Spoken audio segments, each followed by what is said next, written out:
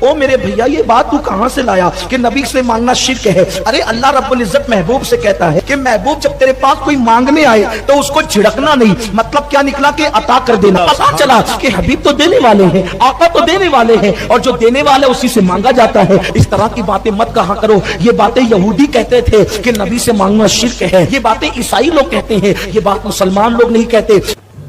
مشرک یہ کہتا ہے کہ اللہ کے سوا رسول اللہ سے، ولی اللہ سے مدد مانگنا جائز ہے۔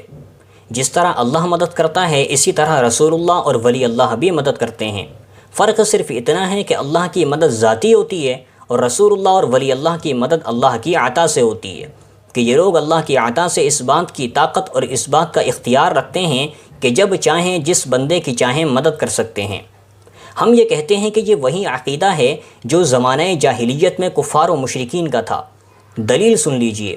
سورہ یونس کی آیت نمبر 18 میں اللہ رب العزت ارشاد فرماتا ہے وَيَعْبُدُونَ مِن دُونِ اللَّهِ مَا لَا يَضُرُّهُمْ وَلَا يَنفَعُهُمْ وَيَقُولُونَ هَؤُلَاءِ شُفَعَاؤُنَا عِندَ اللَّهِ، کہ یہ کفار و مشرکین اللہ کو چھوڑ کر جن بتوں کی عبادت کرتے ہیں، جن بتوں سے مرادیں مانگتے ہیں، یہ بت نہ ان کو نفع پہنچا سکتے ہیں نہ ہی نقصان پہنچا سکتے ہیں، اور یہ بات یہ کفار و مشرکین بھی جانتے ہیں، لیکن پھر بھی ان بتوں کو کیوں پکارتے ہیں؟ وَيَقُولُونَ هَؤُلَاءِ شُفَعَاؤُنَا عِندَ اللَّهِ، ان کا عقیدہ یہ ہے کہ یہ بت اللہ کی بارگاہ میں ہمارے سفارشی ہیں، کہ پہلے یہ اللہ کی بارگاہ میں ہماری سفارش کرتے ہیں، پھر اللہ ان کی سفارش سے ہم لوگوں کی مدد فرماتا ہے۔ کفار و مشرکین بھی یہ عقیدہ رکھتے تھے کہ یہ بت اللہ نہیں ہے، خدا نہیں ہے، حقیقی خدا تو ایک ہی ہے، لیکن یہ اللہ کی بارگاہ میں ہماری سفارش کر کے ہماری مرادیں پوری کرواتے ہیں۔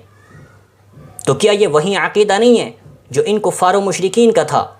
یہی عقیدہ آج اپنے آپ کو مسلمان کہنے والے یہ بریلوی ممبروں پر بیٹھ کر لوگوں کو شرک کی دعوت دیتے ہوئے بیان کر رہے ہیں، اور دلیل کیا پیش کرتے ہیں کہ اللہ نے سورہ ضحیٰ میں فرمایا اما السائل فلا تنہر، کہ اے نبی جب آپ کے پاس کوئی مانگنے والا آئے تو اس کو جھڑکیے مت، بلکہ اس کی مراد کو پورا کر دیجئے۔ ہم یہ کہتے ہیں کہ یہ آیت صرف نبی کے ساتھ خاص ہے یا قیامت تک آنے والے مسلمانوں کے لیے؟ ظاہر بات ہے ہر مسلمان کے لیے ہے، کہ جس مسلمان کے دروازے پر کوئی فقیر آئے اس کے لیے جائز نہیں ہے کہ اس فقیر کو بنا کسی عذر شرعی کے جھڑک دے اور کچھ نہ دے۔ اب مدد کرنے کے لیے صرف نبی نہیں ہے، ہر بندہ مدد کرنے کی طاقت رکھتا ہے ظاہری اسباب کے تحت۔ اب کوئی فقیر اگر کسی گناہگار شخص کے پاس بھی آئے، اگر وہ گناہگار شخص مسلمان ہے تو وہ بھی اس کی مدد کرے گا، تو اس کا مطلب یہ ہوا کہ پھر اس گناہگار